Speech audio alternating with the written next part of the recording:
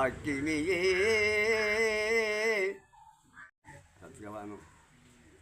அதை அறியாமல் தன்னை அறியாமல் அந்த பாடலை பாடுகின்றான். ஏனோ என்னை எழுப்ப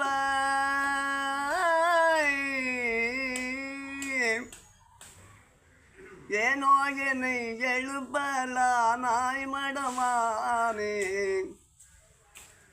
ஏனோ ஏனோ என்னை எழுப்பலானாய் மடமானே எனக்கு அதனை உரைக்க வேணும்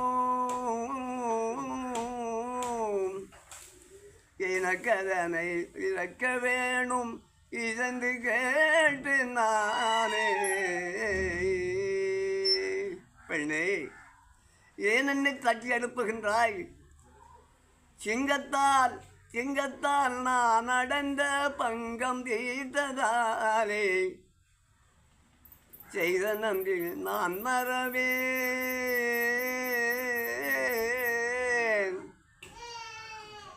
செய்த நன்றி நான் மறவேன் சேர்ந்த அன்பினாலே செய்த நன்றி நான் மறவேன் சேர்ந்த அன்பினாலே.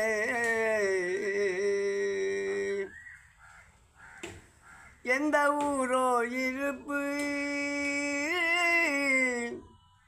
பெண்ணே எந்த ஊரோ இருப்பு ஏதுபய தங்கை என்றனக்கு நீ உரைத்தால்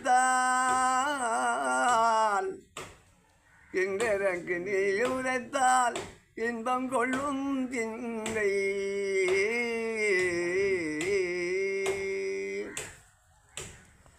ரூபசித்திர மாமரக்குயிலே எனக்கு ஒரு வாசகத்தினை நீ உரைக்கிறதால் அன்பினால் இன்பமாய் அற்றி ஏது இதோ கிட்டவாரின் மன்னா என் ஆசை மறந்திடாது சகி உன் ஆசை நானோ மறப்பதில்லை மன்னா என் ஆசை மறந்திடாது சகி உன் ஆசை நானோ மறப்பதில்லை மறப்பதில்லை மறப்பதில்லை.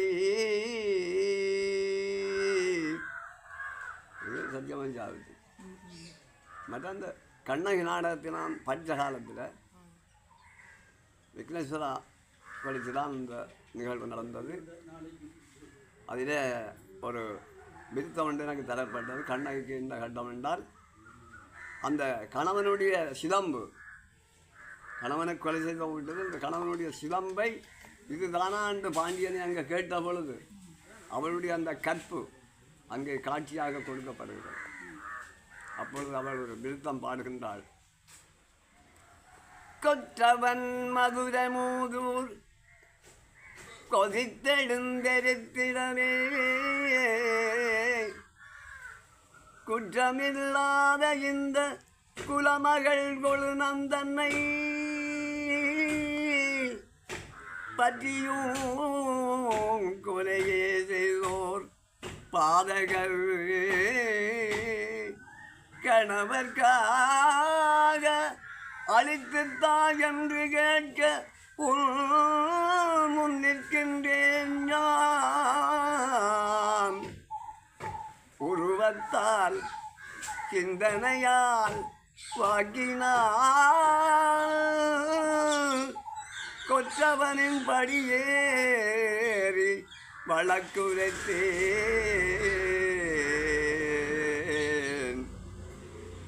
அக்கினியே